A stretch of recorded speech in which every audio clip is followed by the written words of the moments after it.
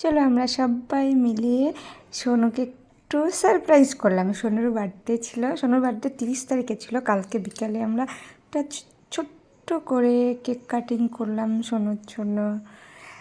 দেখো এই দেখো আমাদের সোনু আরিশা চলে এসেছে, এদিকে কেক কাটিং হবে। চলো এই দেখো, যেখানে সবাই বলছিলাম হ্যাপি বার্থডে সোনু, মানে ওখানে ভয়েসটা এই কারণে আমি রাখিনি, প্রচণ্ড আওয়াজ হচ্ছিলো। এই দেখো এর সাথে প্রথমে খেতে যাচ্ছিলো না, দিয়ে তারপরে হলো তারপরে এই দেখো আমাদের পম্পাদিকে খাইয়ে দেওয়া হলো, তারপরে পম্পাদি সোনুকে খাইয়ে দিল।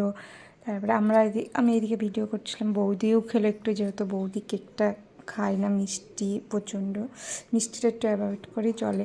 তারপরে এই দেখো আমাকেও খাওয়াচ্ছিলো, দিয়ে আমি বললাম থাম একটু ভিডিও করে নিই।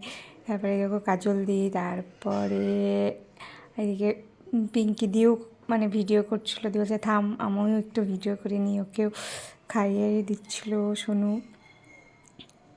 সেই দিন দেখলাম সোনুকে, সোনু দেখতে দেখতে কতটা বড় হয়ে গেল। তারপরে এইদিকে ধরো নাস্তা, পায়েস, কেক, দাবেলি সবাই আর কলার বড়া ছিল। সবাই খাওয়া দাওয়ার পর তারপরে এই দেখো পকোড়া, চা। চা পম্পা দিয়ে যাবে, আর চা হবে না তাই হয়? কে কে আছো চা লাভার বলো তো? সবাই মিলে চা খাওয়া দাওয়া করে চলে আসলাম।